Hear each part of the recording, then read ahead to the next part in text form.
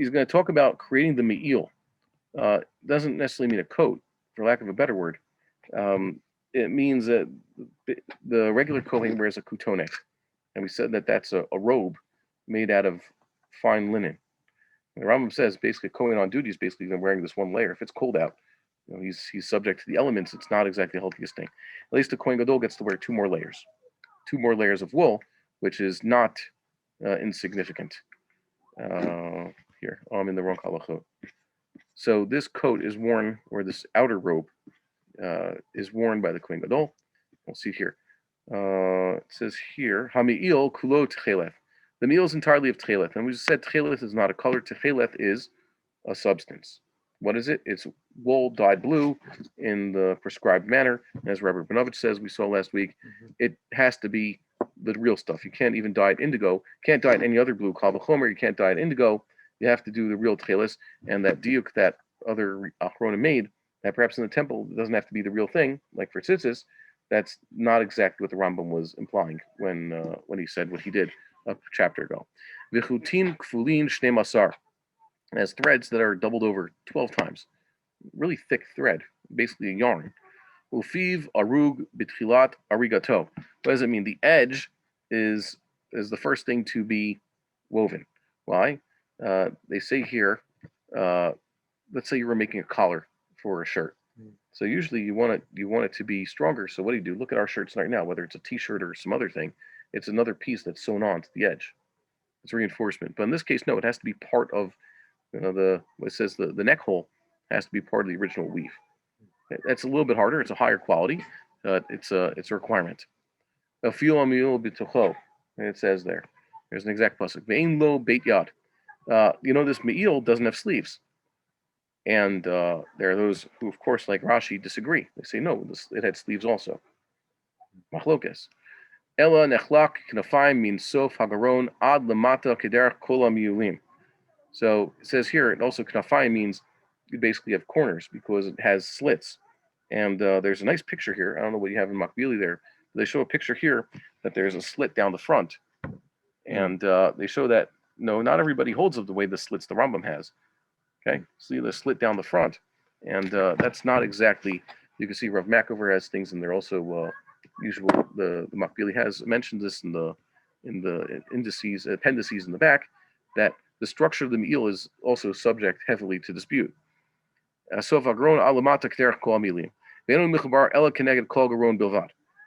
only place where it's really connected is up near the throat, so very slitted. And so the fact is that Rashi's me'il is a lot stronger. Okay, that is, he has sleeves, and he doesn't have all these slits. Okay, we read that. It says lo yikareah. So if a person were to rip it, so he'd be violating a negative commandment.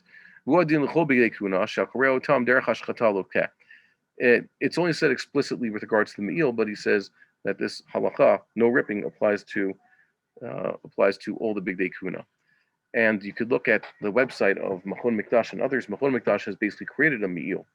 And they have in the end of Makbili how they went about doing this, how they're machriya a few cases, especially with the ephod, they did like the Rambam. The ephod is so not so at least the me'il, we understand that it's a robe that he pulls over his head and it covers his body. We're going to see the ephod, they're not even sure where it goes, the way it's described. Major machlokes, once again, Rashi and Rambam, other Rishonim usually fall on either side of that machlokes. Umevi tchelet vargaman v'tulat shani, kol min mishloshtan shazur shmona. Take more, remember, the three types of wool. There's tchelet, argaman, tulat shani. Tchelet is the bluish kind, argaman is the purplish kind, and tulat shani is the red kind.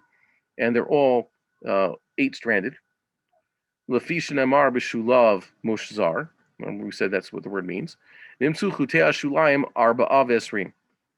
at the edge of the weave, you basically have 24. You can see 24 strands. 3 times 8 is 24. You make them into the shape, these fabric pomegranate shapes, of pomegranates that haven't opened up their mouths. What is the mouth of pomegranate? Where the stamen originally was. You have the flower on the pomegranate tree. That eventually comes that crown thing at the top of the pomegranate. And at a certain point, it opens up. So there's also a point where it's still closed. It's not ripe when it's still closed. So basically, you have to make a shape that looks like that when it's still closed. V'tole otan b'me'il, they're hanging off the edge of the me'il. Umevi shivim u'shtayim zugim. Then you bring 72 bells. Zug is a bell. Uvahem shivim u'shtayim imbolim. Within these 72 bells are 72. What's the part of the bell in English? The clappy thing on the inside. Is it not called a clapper? It's called a clapper. I don't know. It's like you could see in a person. A person opens his mouth. A clapper to stir around. Okay, if that's what you call it. Hakol zahav. These are made out of golden bells. V'tolebo shloshim b'shisha b'shulei knafzeh. He puts 36 on this edge. Remember, there was a slit down the middle, so there's 36 on that side, and 36 on the other side. 72 divided by 2 is 36. U'shloshim b'shisha b'shulei knafzeh. V'azugim ha'ibal hatuli bo shnehem ke'echad nikra pamon. If you take the zug is basically the outer part of the bell. And then there's the inner part of the bell, which is the inbal or inbol, whatever they call it. And together they're called what the familiar modern Hebrew word, pa'amon, a bell. So you have to have basically they're separate pieces until they're put together. So you hang 36 bells on that side, 36 bells on that side. According to the Rambam, would be 36 bells on the left side of the me'il, 36 on the right. According to Rashi, I guess it would be front and back. Okay. Ad sheyu shulav mishneh tzadim pa'amon v'rimon.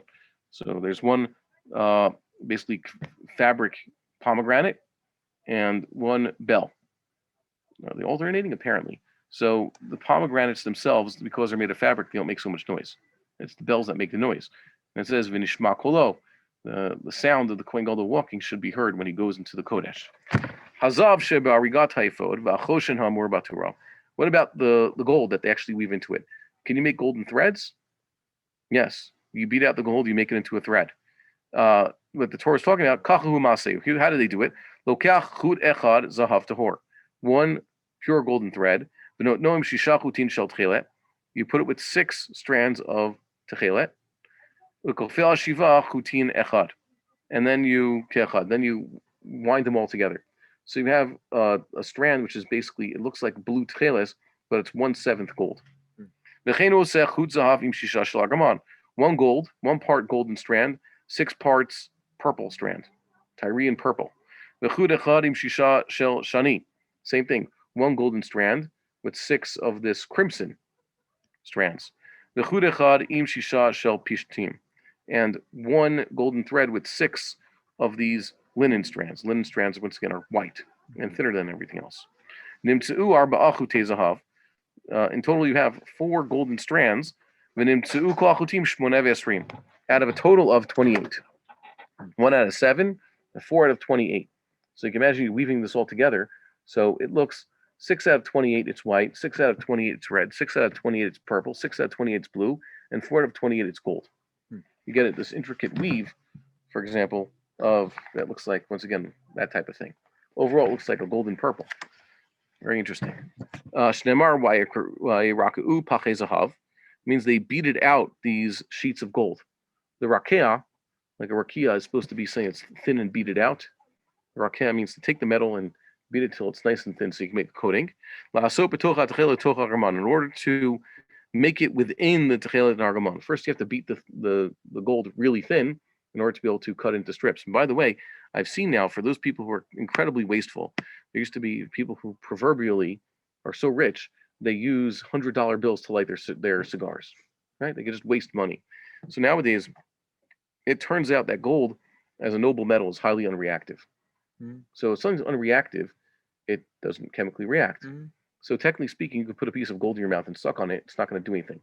Really, you shouldn't suck other metals because they'll create chemical reactions. You get into your system. That's bad.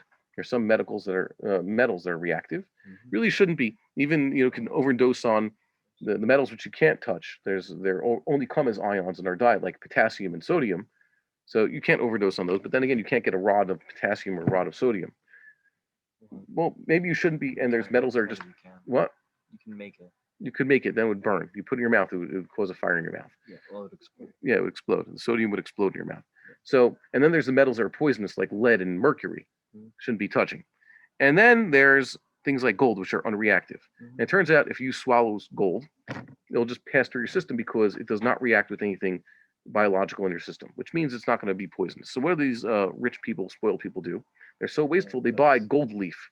They buy super thin beaten gold instead of using it as, let's say, donating it to the temple so you could have vestments of the high priest. They grind it up really thin and they make like golden sprinkles on their ice cream or on their waffles. Yeah. You can nowadays. This is pretty bad. I remember the mashgiach at Torah told us this when we first came to Israel. They have sprinkles for cakes, cheap sprinkles, like candy sprinkles. So they want to have a silvery effect. Whatever they're using to make the silvery effect in your food, it's probably not something you should be eating. But if you want to have nice golden color, you can go natural gold, and you can actually sprinkle gold flakes on your, like I said, your ice cream, your sundae, whatever it is, your desserts. So for people who are eating really fancy stuff, you could do this, and you could pay for this super fine gold, and you could basically sprinkle gold flakes and gold dust on your food, and it's completely edible. Except what happens afterwards? Your body just flushes it out, and that's it. The gold is gone. It's going into wherever. It's never going to, maybe some in the future they'll recover this gold, but that's the best way if you want to just waste gold. Eat gold flakes that you're paying hundreds of dollars for this gold stuff, and then you want to, put it to waste like everything else we eventually waste. Then go right ahead. So that's kind of wasteful. But you know that using gold and baiting it really thin is something that's possible, and they can make it into food. I don't know. I think that there's better things you could do with your life. But this is totally possible. See, they do it. See, it says that you're supposed to put gold in the argaman, the chelet, the tolachni, and in the sheish. The sheish we said was the linen. So that teaches us that you have to put the gold within each of these types of materials. And here's how you make the choshen. What's a choshen? Choshen is basically a breastplate, but except it's made out of fabric. It's not pieces of silver put together.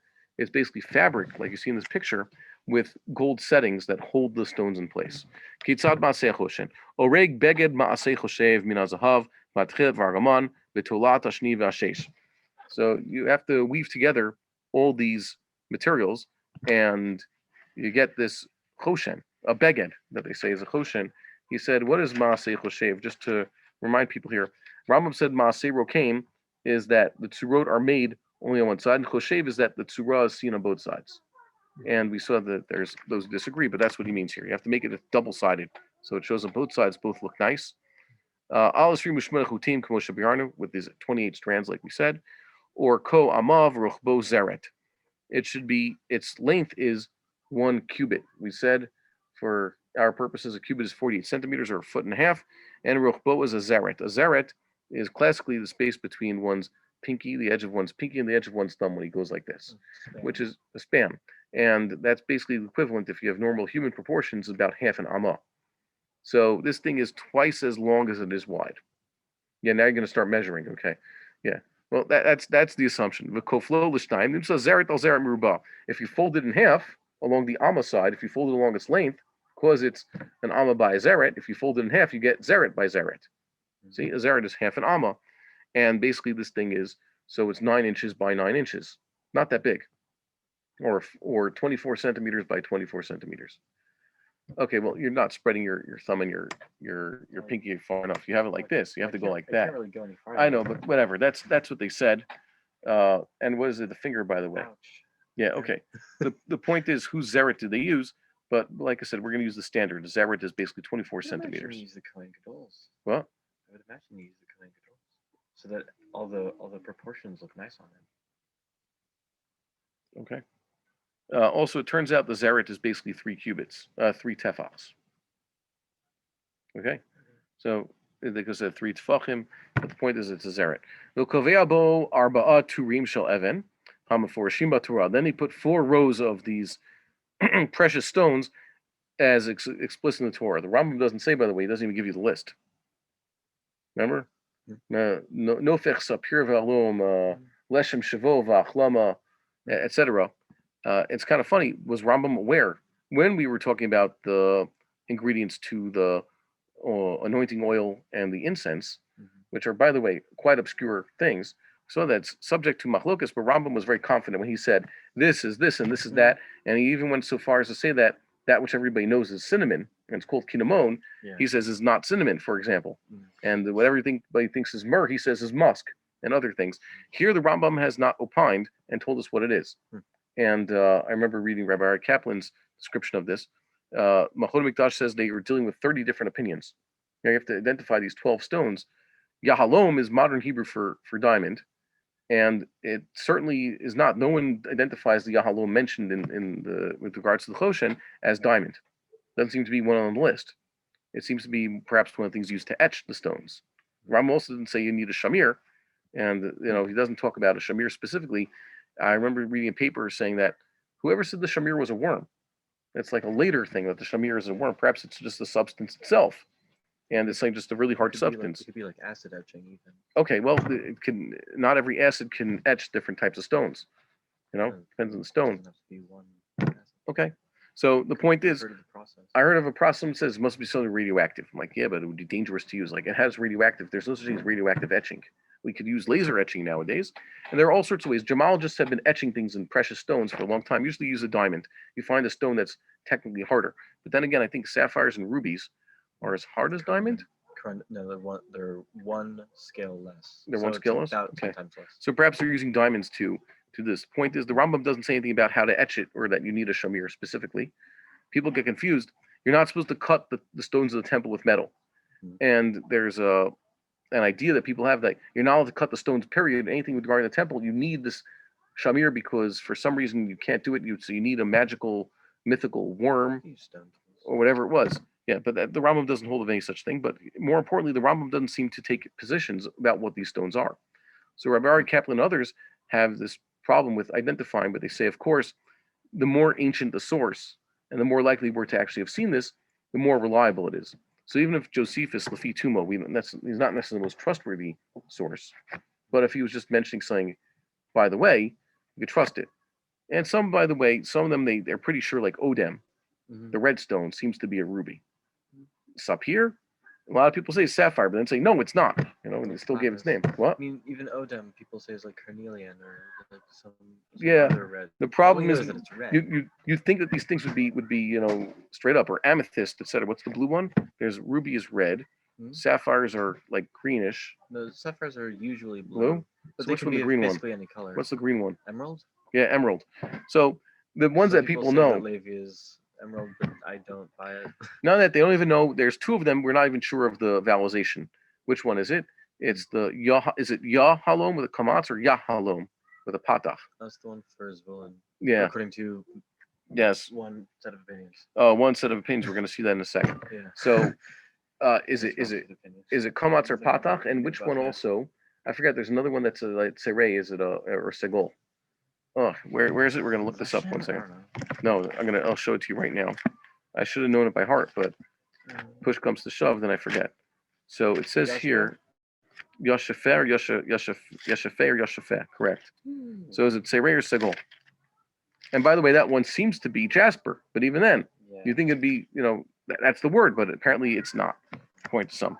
So even the pronunciation of these names is obscure, and once again, another reason to get ourselves a Sanhedrin to decide these things. My belief, Rabbi Avi Grossman also said, the Sanhedrin is the one that eventually decides. The Rambam also said that. So it doesn't really matter what the truth is or what the truth was. If they decide that this is the pshat, so that is the pshat. We just call it by whatever name we decide. No, it's not. They have right there Torah Shabbal Peh. We believe that the Sanhedrin, sitting in the chamber of the hewn stone, has siyata d'shmaya. Like, that is what God. That is the Torah. Lo b'shamayim. What they say is the Torah is the Torah. They're the ones who interpret the Torah for all Am Yisrael. Okay. Kol Evan mehen meruba umshuka b'vayed shel zahav shemakifo milamata ume'arba ruchotav. Each one of them is meruba, means it's rectangular.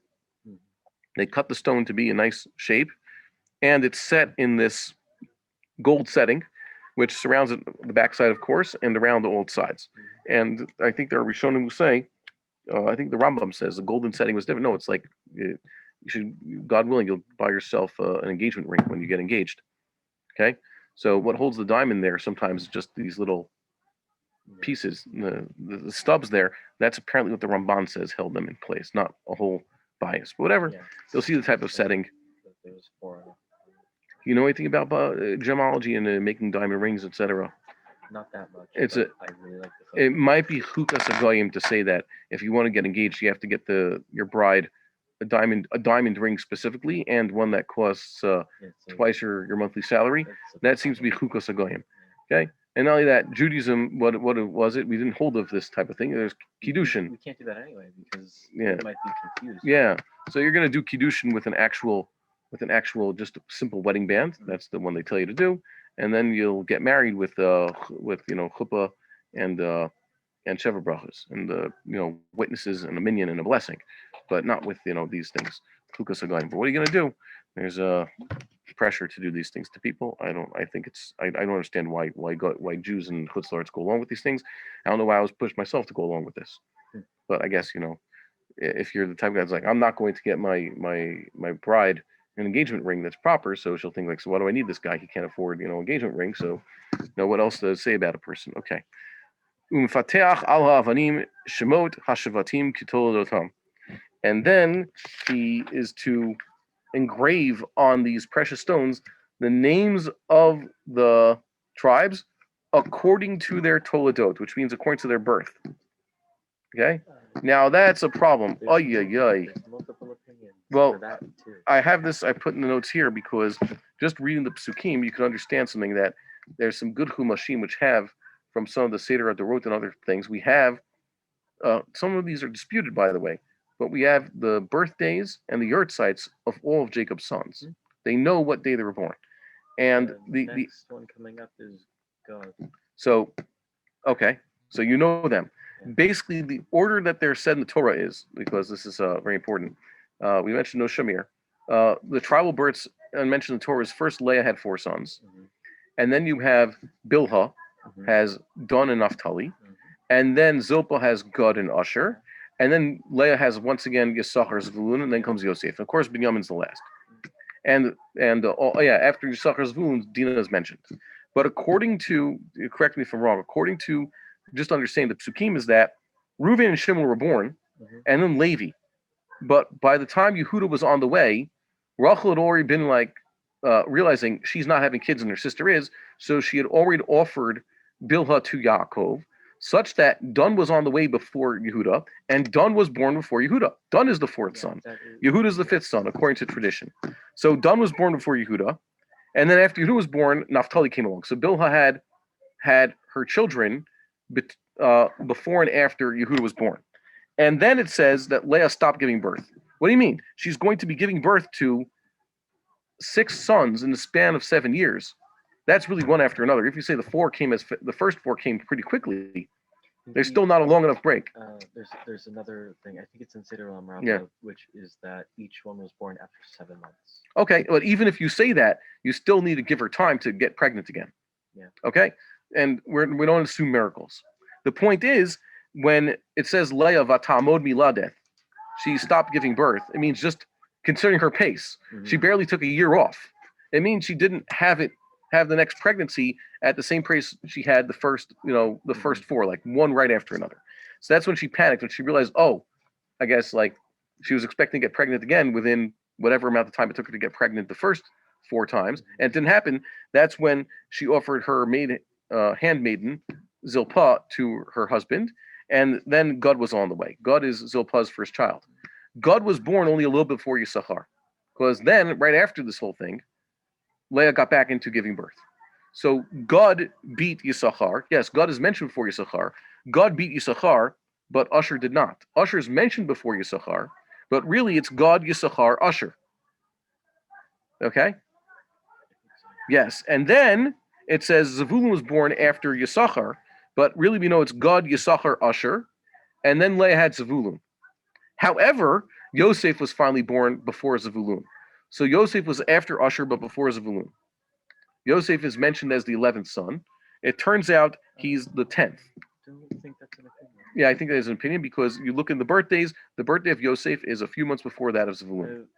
I've done this before. I'll look back at what I've done. It'll take a week. Okay, fine. I'll show you the Chumash. I have it down at the other base medrash, where you say this is, by the way, I don't think it's all agreed upon by everybody, but you could read the pasuk and say that it makes more sense that Zvulun was born a few months after Yosef. There's 3 major opinions. Yeah.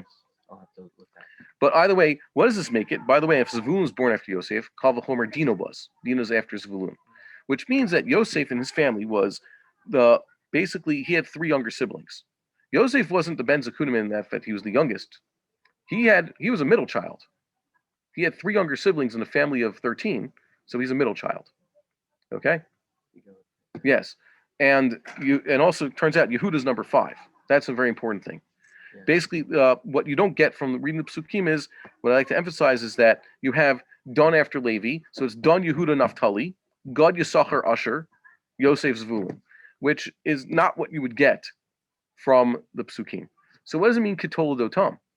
And we're going to see, we're going to go with Rik Kurkus says in his commentary there. He's brought by a few. It says Tol Dotam means by the orders to their mothers.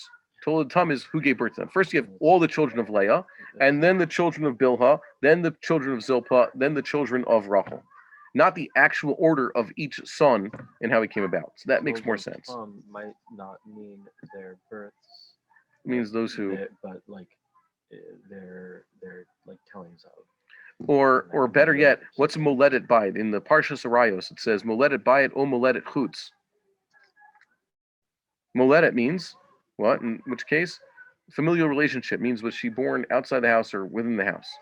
So and also this pointed out, moledet in modern Hebrew means your home country, homeland, right? The mother country.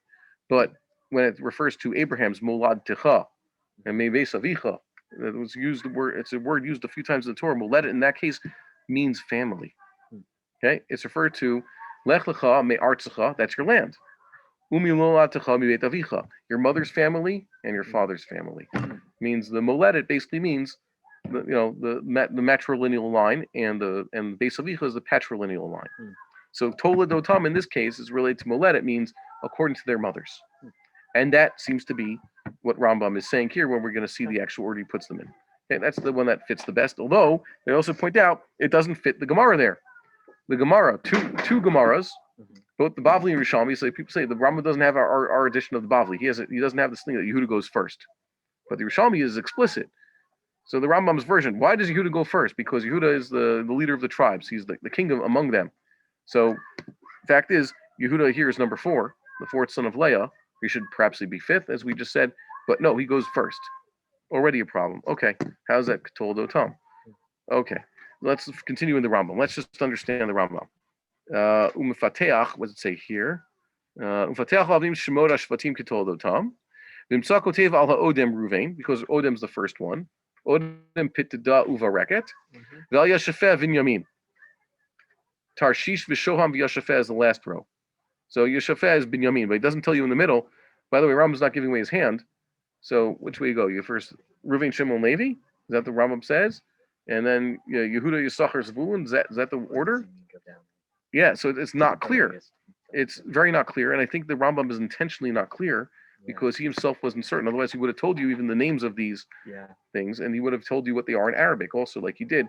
Remember with the incense, he even gave you, and here's all their Arabic names. Above Reuven, he writes Avram, Yitzchak, and Yaakov. There's no Vav, unlike Michal and Mamre. Yaakov doesn't have the letter Vav in it. I mean, on the actual stone or on someplace above it. Some say it means just someplace on the Choshen, above it, but not on the actual stone. The Gotev Lamatim Binyamin Shivte Yah. Kadesh you call Odiot Mitzuyot Sham. Which letters? You need all the letters to appear on the breastplate. You need all the letters of the alphabet to be there. And it turns out, if you look through the names of Yaakov Vinu's sons, you will not find a chet, a tet, or a tzadi, which is kind of interesting because why? I know one family, they make sure everybody in the family has a chaf or a chet. They pronounce, for some reason, people pronounce a chet just like a chaf, just like I did now. It should be a het. But basically, Israelis are pronouncing the chet and chaf the same, with a nice from the palatal, okay, a fricative on the palate, which sounds like, and goyim in the Western world have a hard time saying that. And they make sure they go to America and they have a whole family, from the father to the mother and all the kids, have a chaf or a chet in their name. So that it's hard for the goyim to say their name. It's like Chai Mudcha Brecher. How do you spell that? Brecher.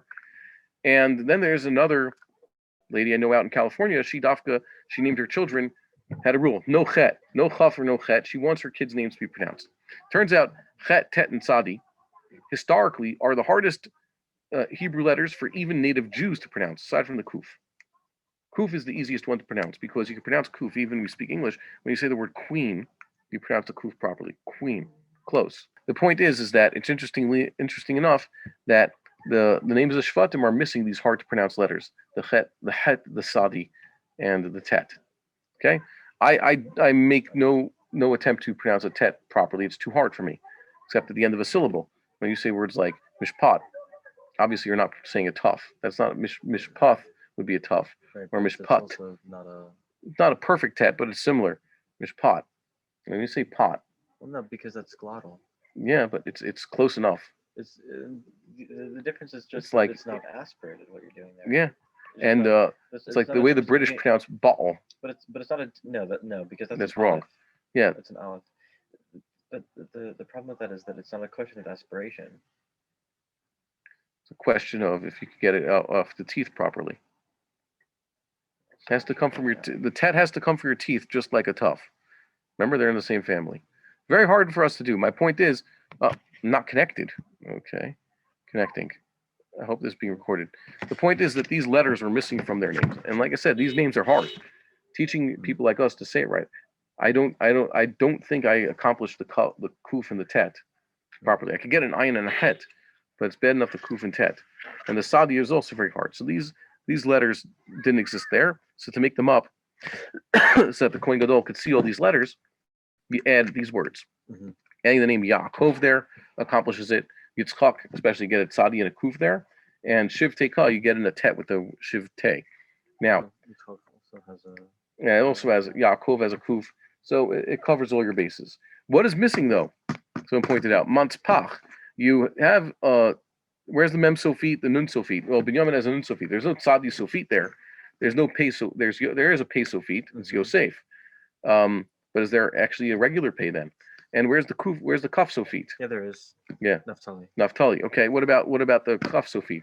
It's missing. Yeah. Okay. Is mem sofit there? In Avraham. Okay, yeah, but you have to add that. Yeah. Okay, so you see that even then you're missing a few letters, but that's ostensibly the reason why the sages had this tradition that the choshen should have these letters. Losel are arba zawiyot shel choshen arba tabot zahav. On the four edges of the choshen, the four corners, you make these four golden rings because you have to have straps going through them. Notein b'shtei tabot shel lamala shel choshen nitle behen shtei avotot hazahav. Two golden chains. The golden chains are on the top side. They're going to hold the breastplate around his shoulders and around his arms. Ve'en anikrin sharshot. They're also called the chains. Avot is basically a reference to the links of the chain, and a sharsharet is just the whole thing, the chain itself. If it's on his breastplates, that means what dadim in this case means where his nipples would be. Putting all those nipples. So that's where he has these two tchelet strings. Just like he has to hold on his seats is fastened with tchelet strings, so too the choshen will be held around. So across the bottom, it's tchelet, and across the top, it's golden chains holding it there. And he has to have it very kind of tight. Lo yizach choshen, we're going to see. Ha'ifod. This is the apron, for lack of a better word. You have a version of the apron described by Rambam. You're going to see that some say the apron's much lower. The Rambam basically has the apron over the shoulders, the back and the shoulders. And it doesn't come all the way to the front. The choshen is basically the front side of this apron. See this apron over here? It's mostly a backside thing. On the front, there's this sash-like thing, and there's the two pieces that come over the shoulders. And this is where you fasten the choshen over here. So these are kitvot ha'ifod, the shoulder parts of the ephod. And others have an ephod which is much lower. It doesn't fasten around the shoulders necessarily. It's lower. It's around the waist and the buttocks.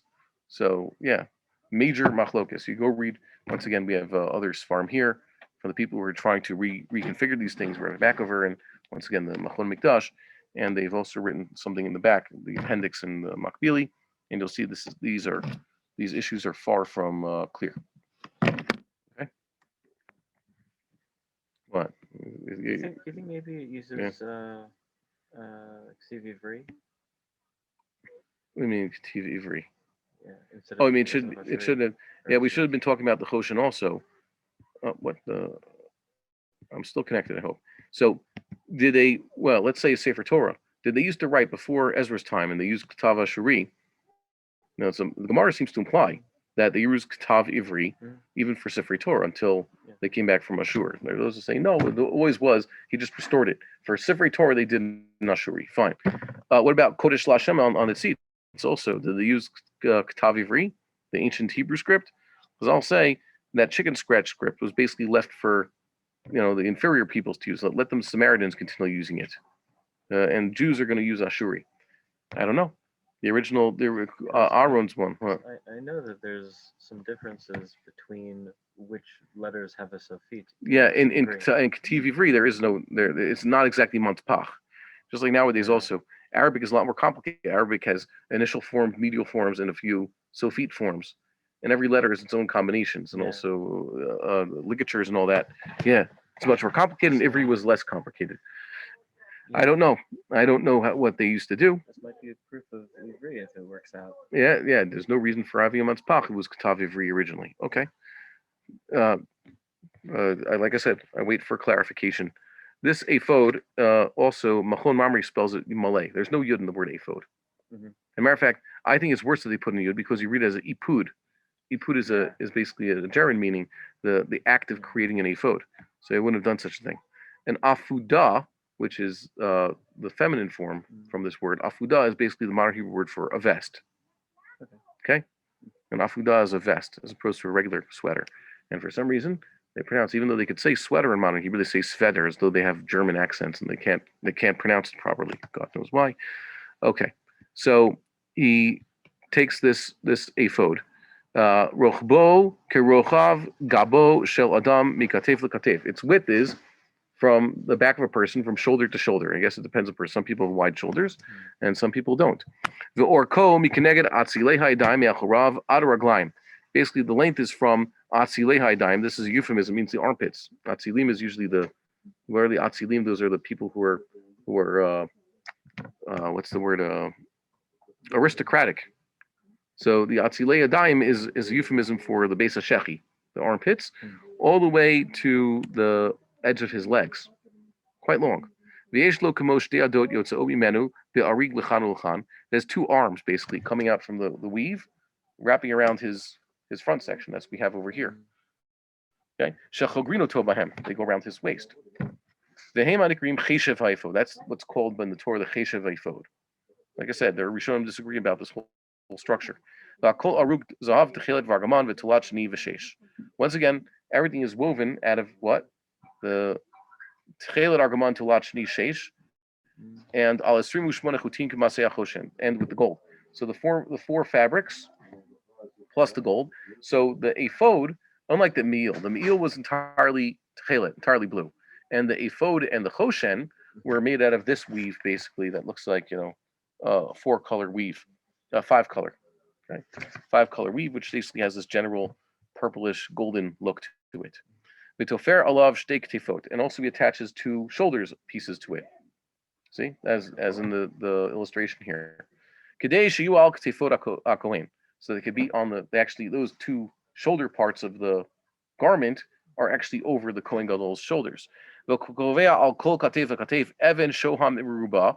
On each of these shoulders, you have one shoham stone, whichever one the shoham is. The shoham, by the way, is one of the stones on the choshen also. So you need 3 shohams, one on the choshen, and one for each shoulder. Okay, 1 shoham on each shoulder. And on these shohams, you're going to do a lot more writing. Why? Mushka b'vayit shel zahav, once again, has a golden setting, holding it there. Umfateach al shtei avanim shemot hashavatim. And on the 2 stones, you're going to have to put all the names of the tribes. Shisha al even zo, v'shisha al even zo kitoladotam. Once again, 6 on this stone, 6 on that stone, according to the Toldot. V'chodfim shem Yosef Yehosef. And you're also going to write Yosef Malay, like in Tehillim, Yehosef, not just Yosef. Which, by the way, they teach you that Yosef basically has the first theophoric name, which incorporates God's 4-letter name. If you look in Genesis until now, when you have theophoric names, use El. And usually at the end of the word, like Mitusha El, Mechia El, okay? Yishmael, or El Hanan. You use the theophoric name, but it's only later that they start putting the El at the beginning of the name. Later, once you had people who worship, they're aware of God's four-letter name, so they incorporate God's four-letter name as part of the theophoricness. So you have names like Hananya and Yochanan. Mm-hmm. Yosef, it says that Rachel named him Yosef Hashem Li Ben Acher. God should add a name. So Yosef, in that case, when you're saying a verb, God should add, like Yosef. The first yod is a future tense, third person masculine future tense. And then the vav of Yosef is because there's a vav or a yod in the shoresh. Lehosif has Yosaf, means he added. So when you first read the word, you think that Yosef is just God should add, from adding. And the yod and the vav there, one's the prefix and one's the letter of the shoresh. Mm-hmm. But once you say it's Yehosef is his name, you see that it's God should add, indicating that if it's not Malay, it's Yosef is the yo is, which you could say technically, is not just because of grammar. It's not like a prefix plus the letter of the shoresh. It's actually part of God's name. Okay, it means that God should add. Okay, so he says here basically you have to have these names. This makes it that if you have it written out the way the Rambam has it in his own Ksav Yad, then you have an equal number of letters on each side. And also that's why he switches Naphtali and Dun. You would have thought Naphtali's on Dun's on the right stone, Naphtali's on the left, but that would make too lopsided. So you have to switch Dun and Naphtali. How's that Ketol Latam? Like you said, by their mothers. So you first have the 6 sons of Leah, and then the 2 sons of Bilhah, the 2 sons of Zilpah, and the 2 sons of Rachel. And by adding this name of Yosef, you even out the letters. Some say no, you add Binyamin. Okay, you add a yud to Binyamin. That's the other way to make up a missing letter. Okay. In this case, how much does it add up? Count the letters. I think I wrote this down. Whatever it is, we'll continue reading it. 25 letters on this side. Okay. And it says the illustration's left out, but we have an illustration that the Rambam himself put in like this. And like I said, there are those who dispute what the Rambam said because the Talmud seems to say otherwise, at least the versions we have. So it's not so clear. The one that starts with Ruvain is on the Kohen Gadol's right side. Even though he did on our right side, if we were reading it, it would be over here, transposed. We're reading it, this is the way you do Ruvain Shimon, but really it ends up on the right side of the Kohen. Okay? Very important. And the one that starts with Shimon is on the left side. But does a Kohen ever actually read these names? It says he should always have their names on him, but unlike, let's say, the Urim V'Tumim, the Choshen, he never actually has to read those. He's not going to be looking at them as an oracle to try to get, see the message what Hashem wants from him. And each of these shoulders of the ephod, these shoulder pieces, also has 2 rings. Achat milamala berosh hakatef, v'achat milamata lakatef lemala min hacheshev. Well, one is a little bit above the cheshev, and one's actually at the top. And you're going to use these to fasten, by the way, the choshen. Shar Sharot. They're not called Sharshot, they're Shar Sharot, these things. Bizoe Tzurata Ephod. Also, the ephod, the picture of the Rambam wrote the ephod is missing from the Machon Mamre, but you see it here in the Makbili. For some reason, they left it out also of the Korean version, which is surprising, because we know what the Rambam wrote, and you could see it right there. Next. I don't know why. Maybe they could improve Machon Mamre. It says Iyur Hushmat Khan. Every time there's one of these illustrations, Machon Mamre leaves it out. I don't, they lack the technology, because I'm sure nowadays one of you guys could probably do it for them. Next, V'achar kach machnis kitzoro avotot shel choshen, and afterwards he takes the avotot of the choshen. Those are the chains, the golden chains of the choshen. B'tabaot shel amala b'ktifot ephod, and he passes them through the rings that are on top of the shoulders of the ephod. Umachnis shnei ptilei atchelet shebeshulei choshen, the 2 techelet strings that are at the lower edges of the choshen, the 2 lower corners. B'shtei atabot shel amala mecheshev ephod, the 2 rings that are on top of the cheshev ephod. Those are the belt part of the ephod over here. See, so the golden chains go across the 2 the 2 shoulders, and the 2 techelet strands go to the cheshev. Okay, so it's basically the front side of the ephod. And what happens? Umoridina shar sharot shel tavot kitot ephod Ad tabot achoshen halyonot kadei sheid beku zebazeh. Then you make sure they reach each other and you make them nice and tight. Why? V'lo yizach choshen me'al ephod, so that the choshen doesn't leave the ephod. It should be tight on him. It shouldn't be moving around. The chol miziach choshen me'al ephod. Whoever moves the choshen from the ephod. Whoever also like it says you shouldn't rip the me'il, so it's nothing. Lo yizach choshen. It's an isser. Nimtza kishelovesha ephod imachoshen yachoshen alibo b'shaveh. So when he's wearing the this ephod with the choshen should be square on his heart, on his chest. Okay, it shouldn't be flopping. The ephod me'acharav. The ephod is behind him. The cheshav ephod kashru alibo tachar achoshen. It's once again also on his chest, but also below. How big is his chest? It means the front side of his body, underneath the choshen. Ushtei kitfod ephod al shtei ktefav. The two edges of the ephod, the two shoulder parts of the ephod are on his actual shoulders. Two golden chains coming down from the shoulders on each side. From the shoulders of the ephod until these rings at the top right and top left of the choshen. The two tchela strands are also underneath, basically over here, across his midsection. And it goes all the way up and around until it gets to the two lower edges, the two lower rings on the so-called shoulders of the ephod, which are they're above the cheshev. And if you saw the Kohen Gadol like this, the gold is on top, the tchelos is on the bottom. That's what he puts on the ephod. Very interesting. So now we have the creation of these intricate devices, and the Kohen Gadol basically has to wear this the entire time. How does he put it on? We're going to see. That's the next chapter, which we're going to go into right now because we don't have to stop. Hopefully, we'll be able to finish this in one shot. So how does he put them on? There has to be a specific order. Of course, we read later in Yoma that before any Kohen puts on his outfit, he has to what? Dunk in the mikveh, even if he's pure. He went to mikveh last night or yesterday afternoon, and he's been sleeping in the Beis HaMikdash in the Beit HaMoked in the dormitory the entire time.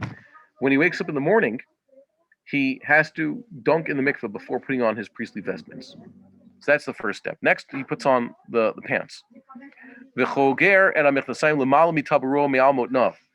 It's not like you and I would wear, let's say, any pants or underpants, which basically have a waistband. They actually have to go above his belly button. They're quite high. Think Urkel style. And then he puts on the kutonet, which is the basic linen robe. And then he puts on the belt. If he's a regular Kohen, it means that it's not a waist belt. It's across the midsection. Because it has to go like basically up to the armpits. But not all that far. Okay. Then it keeps wrapping around, like we said, it's a few amos long. Okay. What was it? 16 amos and 32. One's 16 amos and one's 32 amos long. So because there's gonna be a few winds around his midsection, and then he ties it. Is there a specific way to tie it? You know, guys who have that gartel that they wear with their jacket for davening. See, there's like a specific style. I don't know who invented it, but you have to tie it around a certain way. You ever see guys do it? There's like a whole thing that has to be doubled over. I don't know. Where do they get that tying from? I don't think the Kohanim would do it that way. But who knows? Okay? Concerning the Avnei, it says explicitly in Kabbalah, not in the Torah. Kabbalah, Torah, the Rambam is, the Navi described it. The Navi wasn't inventing this. Navi was just describing the halacha as it was, which is, V'lo yachgeru ba'yaza. What's the yaza? That's a euphemism for the armpits once again. It shouldn't go all the way up to the armpits. Yaza relates to the word zeya. B'makom shema'aziyim. Okay, the sweatiest part. V'chach kibel Yonatan ben Uziel mipia neviim. Jonathan, son of Uziel, the first century Tana, who recorded our traditional Aramaic understanding of the words of the prophets, wrote this down. Your game Ali Bahon Yesarun. Ali Bahon Yesarun. They should tie it around their hearts. Yesarun is where we get the word asur, means tied up.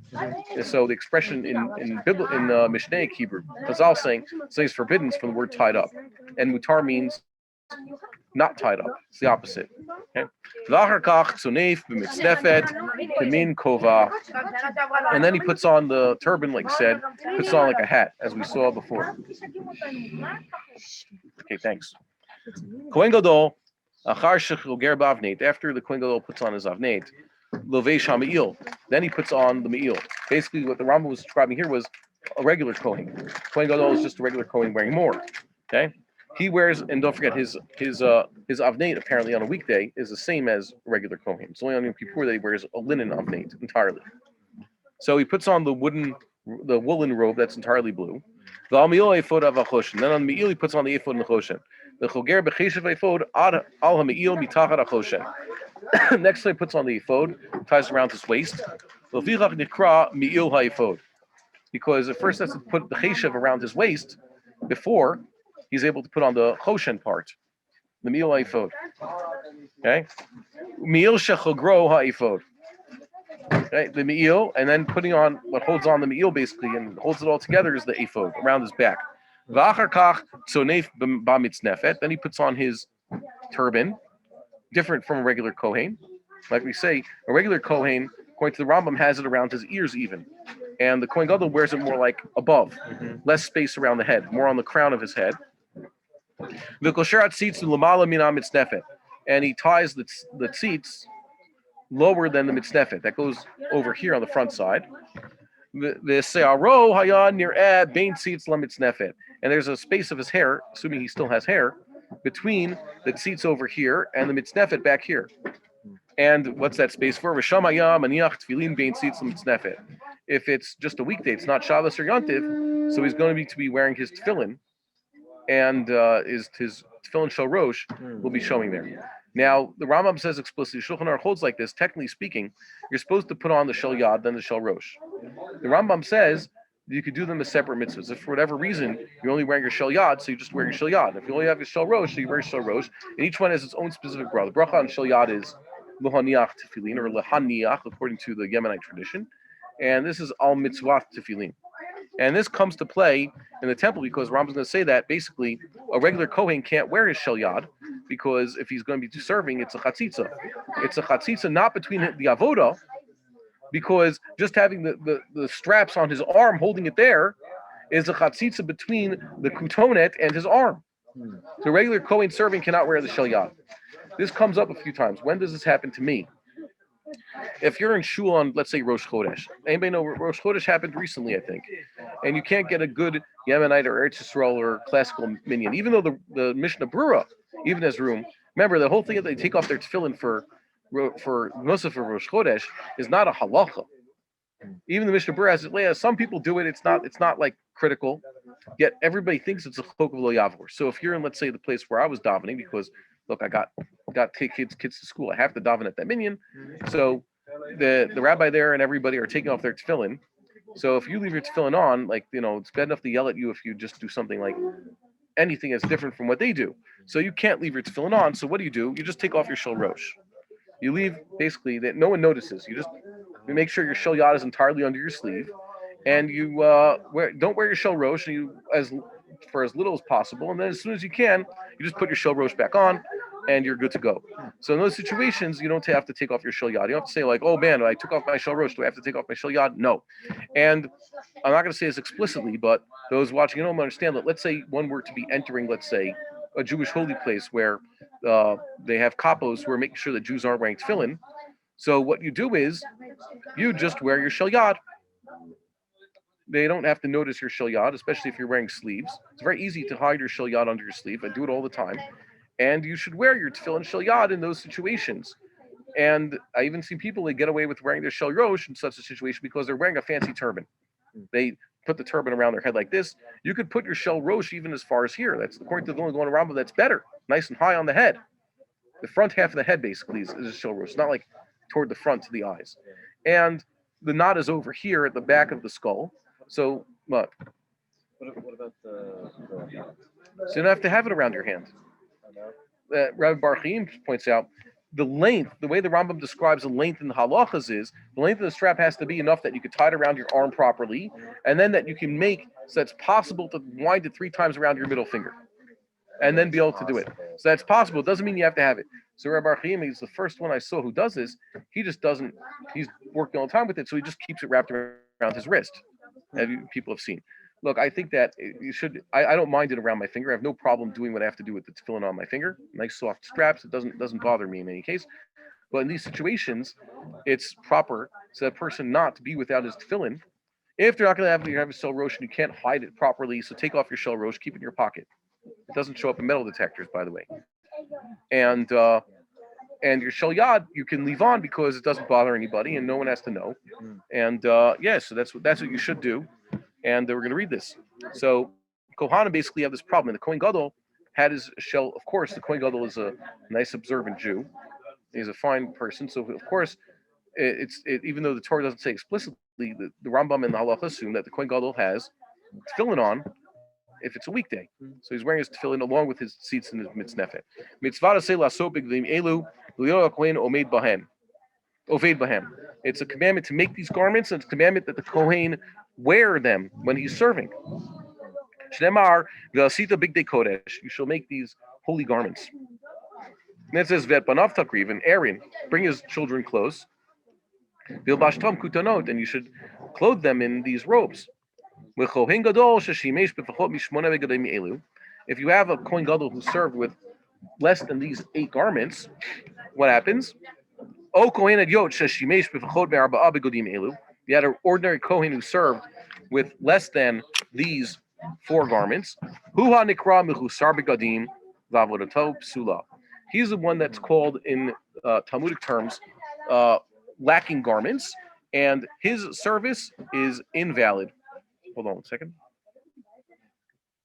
Very itchy. Maybe there's something in the air. Okay.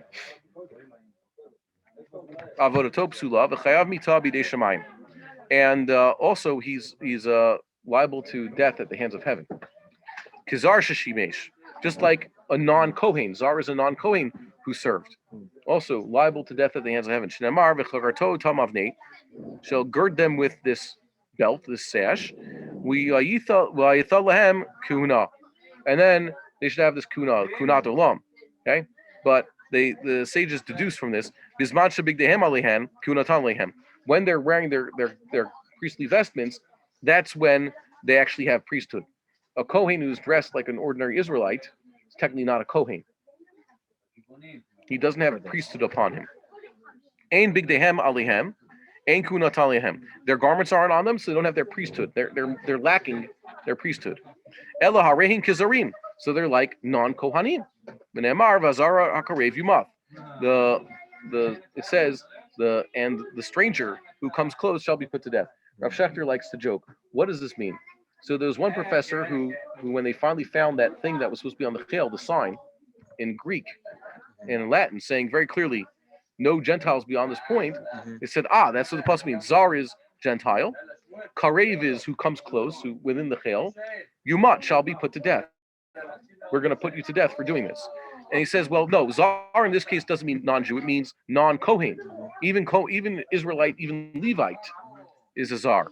And HaKarev doesn't mean who comes within the chel, goes within a certain perimeter. It means who serves. And Yumat doesn't mean we will put him to death, the court will put him to death, or the guards will put him to death.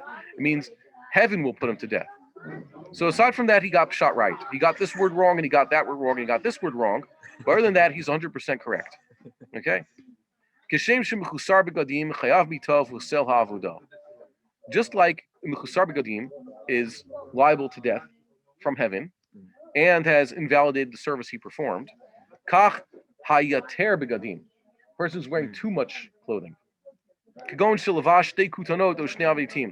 Kohen wears 2 robes or 2 sashes. Or an ordinary Kohen who wears the Kohen Gadol's outfit just the right way, and he serves. He is invalidated the service. And he is invalid, and he's also liable to death in the hands of heaven. And we saw this a few weeks ago. Wait a minute. Rambam said earlier, what makes the Kohen Gadol a Kohen Gadol? He's either anointed, or he wears the garments. When they don't have anointing oil, so he puts on the garments, and now he's Kohen Gadol. So why did somebody hear that Kohen had yot is now no, he's invalidated service. He's not supposed to wear those garments. Say that the fact that he put them on turned him into a Kohen Gadol. Now he's not wearing too many clothes.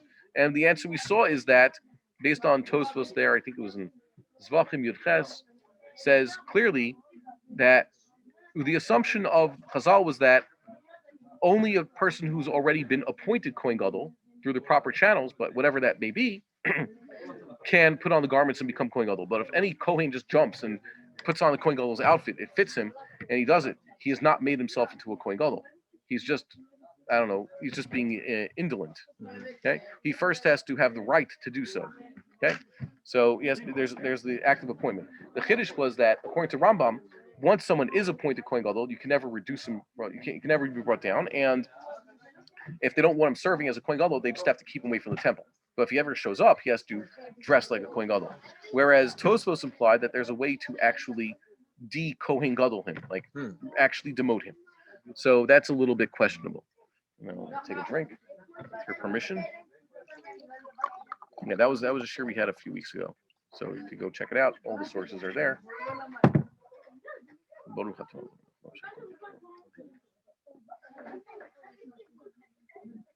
Okay. This next halacha, it says about bigdei kahuna. Nemar b'bigdei kahuna al b'saro ulveisham, upon his flesh, and he should wear them. Milamed shelo yeh davar chotzeitz bein b'saro livgadim. Nothing can be intervening between his actual, the skin, and the garments. Afilu nima achat, even a single strand, okay, a loose hair that's not part of his body, or a strand that's not part of the garment. Oh, afar, let's say dust, dirt, some sort of dirt is there. Oh, kinamita, or a dead louse. Okay, like I said, sometimes you saw a mosquito biting you, slapped it on your forearm, dead mosquito is there. Okay, you didn't wipe it off for whatever reason. So that's going to be a chatzitza. Imaita bein b'sarola veged arezo chatzitza. So it's between him and, remember, the kutonet has sleeves. So that's a problem. That's a chatzitza. Avodato pusula. So his service is now invalidated. Therefore, like I said before, tefillin shel yad by definition has to be held on by straps. Where do we get the 7 straps around the forearm, 7 winds around the forearm? That's a Kabbalistic practice. It's not required. However, it's a good idea. You know why? Because the more windings you have around your arm, the more the tefillin is held in place on the bicep. Correct? You could technically tie it to your bicep well enough. You could do a few winds around the top of your arm also. I find, and a lot of people find, that it wasn't just that Kabbalah came in, out of nowhere, that winded around your forearm. If you want your tefillin to stay on comfortably without moving, you do a few winds around your forearm. But whatever it is, the ritzua has to be wound around the arm, at least about around the upper arm. And that's a chatzitza. So his tefillin, he cannot be wearing his shel yad during the service. So, God willing, tomorrow morning when we start the temple service, so the Kohanim won't be wearing shel yad, but perhaps some of the people in attendance will be hiding their shel yads underneath their sleeves for whatever reason. So, like, the Kohanim will bring shel rosh, and the Israelites will be wearing shel yad, and God will consider that as a complete mitzvah. Okay. Next, that's chotzetzet. Aval shel rosh, eno chotzetzet. Just like the Kohen Gadol. The Kohen Hedyot can technically wear a shel rosh, as long as it doesn't get between him and his mikbat. So if a Kohen regular wants to wear his shel rosh during the service, he can. By the way, no requirement. It's optional. Sometimes people don't have to wear their tefillin all the time. Yes, it's good to wear your tefillin, but there's no obligation at any one moment of the day for a person to wear his tefillin, as long as he wore it sometime during the day. So when he puts on the garment, you should make sure there's no dust between his skin and the garment. Or a living louse. Even if it's alive, this louse. The wind shouldn't get in between his garment and his skin. It could blow his, it's a flowy robe, so it's actually the wind is going to take it off of him. The way we wear our talisim aren't held on that well. So you wear your talis in the wind, like when we used to have corona minyanim. So your talis could blow off. Even sticking his hand under his robe. Here he calls the ketonet achaluk. in order to scratch himself. V'lo yitzei saro min habeged. He shouldn't have any hair coming out, body hair. A man could have a hairy chest, but the chest hair should stay inside the kutonet. V'lo yeh beveged nima medudelet. The garment shouldn't have any loose strings, the one that's hanging off. Also, that could be a problem. These are all different. A living louse as opposed to a dead louse. A nima that's partially attached once completely attached, or hair that's coming out of its place and sticking out. All those are wrong, but b'diavad it didn't invalidate the service. Like I said, that's an afkamina, dead louse. Dead louse is a chatzitza, service invalid. Louse that's walking around, remember, lice were a fact of life back then. If it's still alive, okay, so we couldn't catch it. So it's still avodato kashira, it's still valid service. Karacha b'sro beged shelo b'mkom begadim. Let's say he took a garment and he wrapped it around himself where he's not supposed to be wearing a garment. Let's say a bandage for whatever reason. Remember, they're using big knives, so they actually cut his finger or something. So he wraps his finger. He has something wrapped around his finger around his ankle. Remember, there's no footwear for a kohen. The garment is 3 fingers by 3 fingers. It's 6 centimeters by 6 centimeters, minimum size. So now it's already too big. It's considered its own extra garment. But if it's smaller than 3 by 3, etzbaot, which means smaller than 6 by 6, so it's not a chatzitza. He could wear bandages that are small. Let's say it's a single strap that's all one, like one bow or one wristwatch. This is basically a wristwatch. A wristwatch doesn't have an area, including the band, of 6 by 6 centimeters. But because the whole object, which are basically our wristwatches, are hareza posel, even if it doesn't have the minimum size. If you have a full thing. So I don't know, someone could wear is it considered a garment? Should happen to you soon.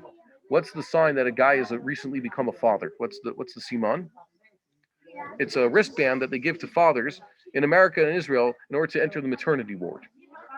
So they don't want strangers around there with the babies, but the father has a privilege, at least now. I think who knows, maybe the West world are going to change these things. They call it, like they said, parent 1 and parent 2. So as a father, you get this wristband that everybody knows, this gives you access to the maternity ward. That thing is about the size of a watch. Is that considered? Could you go to the temple? If you're a Kohen, could you wear such a thing? But it's one whole thing. But that's another example of something that someone would wear. It's considered its own beged b'fnei atzmo. It has chashivas because it grants him access to the maternity ward. By the way, I remember the first time it happened to me, that's what other people, okay, they knew it. I didn't know to recognize such a thing, but you should recognize it.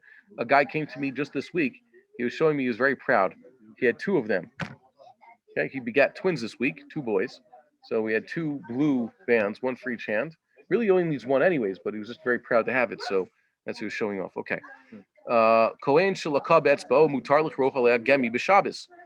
A Kohen could even do this. Normally on Shabbos, a person can't do this. You can't put gemi, which is basically the reed that they used as primitive bandages. So he can put this on. Oh, beged she'ein bo shalosh al shalosh v'oved. You would think it's a chatzitza. Okay? You would think it's a chatzitza, but kamash malan, it's not. He could have it on his hand because he needs to. V'im nitkaven lehotzi dam asur. But if he was trying to take some blood out, so now it's asur. What does that mean? I wrote a note here. Why does he mention Shabbos? What was the thing here on Shabbos? Where did I put it here? What do you have there? You have that note there. Makbili points out something on Shabbos. Yeah. Basically, to say Shabbos would be usher. For a regular person, would be usher, but it's just a derabanan. Here's the rule: there's no isser derabanan of Shabbos. There's no muktzah in the temple. Sages didn't make the same things that they told us don't do on Shabbos. They didn't tell the Kohanim not to do on Shabbos. So you couldn't do this on Shabbos, but the Kohen can. And the Kamash Balan is it's not a chatzitza necessarily. Okay? And what is he trying to do? Why would he be trying to take out blood? Was he trying to take out the blood here? I wrote a note here. What do you have there? Torah Mishum Melachat. Oh, he's using this to draw his blood, to put pressure around it, use it to squeeze out the blood. I don't know. Okay. And there's another condition that when he's actually doing the Klei, let's say he's holding one of the cups that catch the blood, the bandage should not be intervening between his skin and the cup he's holding. So he can have it in his left hand, or he can have it on the back side of his hand. Have it on his pinky because he's only holding it with 4 fingers. Okay, thumb and 3 fingers. Okay. Next. Vasu b'vayachini urim v'tumim.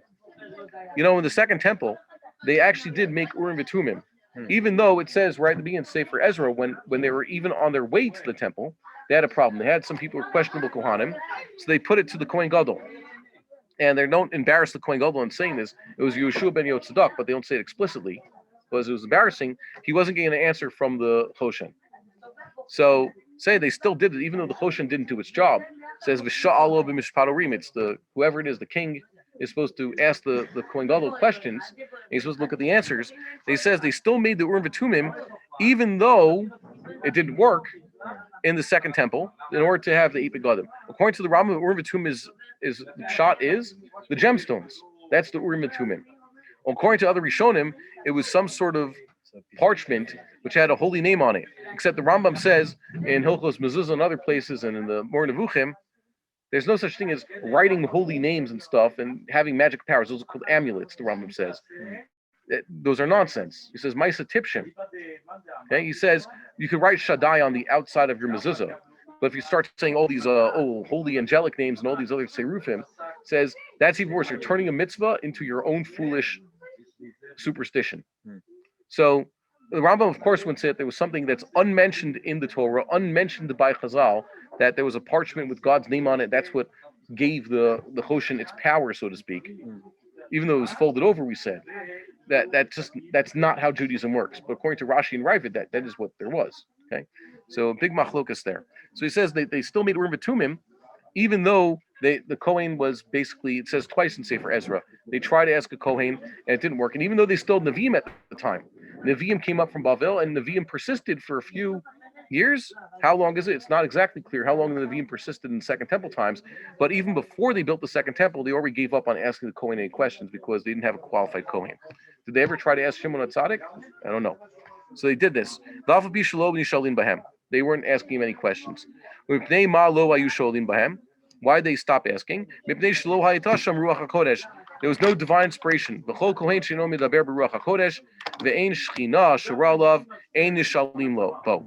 he's lacking the Ruach HaKodesh and the Shekhinah is not upon him, so we don't ask him. I'm going to say that. Wow, it was the same line. Yeshua ben Yotzedek was quite a great figure. Maybe Ezra, if he had been Kohen Gadol, he was just a regular Kohen. He never became Kohen Gadol. Whatever, they just gave up on this. They realized it. It says in the Gemara that there were 5 things that the Second Temple didn't have. So it says the ark and its 3 pieces, and the fire on the Mizbeach, and the Urim V'tumim, and the Ruach HaKodesh, and the Shekhinah. Except if you look through our study of the Halakha, we see that these 5 things were technically present in the temple. The Rambam says, for example, the fact that the Shekhinah was there. Okay, the Rambam says Shekhinah ain't a betela, and that's why the Second Temple still had holiness, because the Shekhinah was always there. Shekhinah would always be there, and that's why even today we could offer sacrifice. The Rambam said explicitly earlier. So there always was Shekhinah. So what does the Gemara mean there was no Shekhinah? And there was Ruach HaKodesh. Even though there was no Kohen, we knew that there were Nevi'im present in the Second Temple. Chagai, Zechariah, Malachi were there. And Chagai was there at the inauguration. And he even tested the Kohanim. So we mean there's no Ruach HaKodesh. And the Ark of the Covenant was there, was just hidden. But it was in the basement.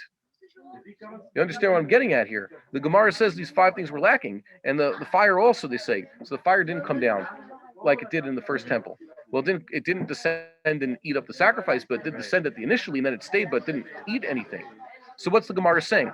The way the Rambam understands the Gemara is that all these 5 things were in the Second Temple just as much. They just did not have the right perception for it.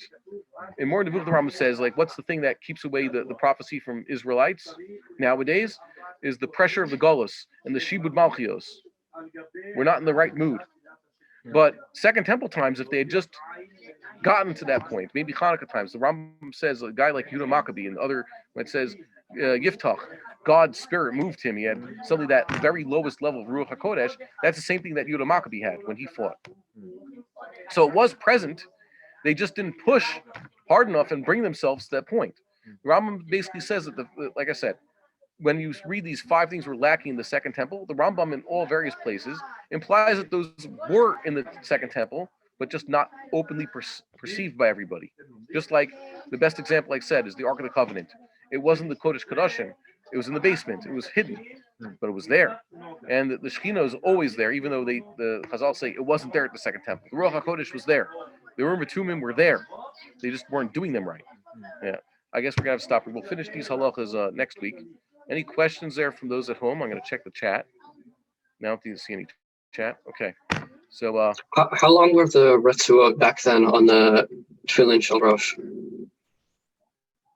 he says that the Ritzuot over here, see this is Sefer Avo.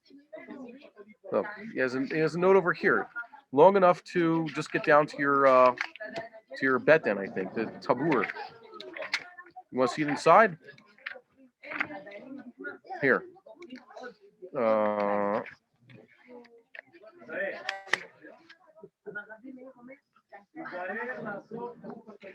Here it says here.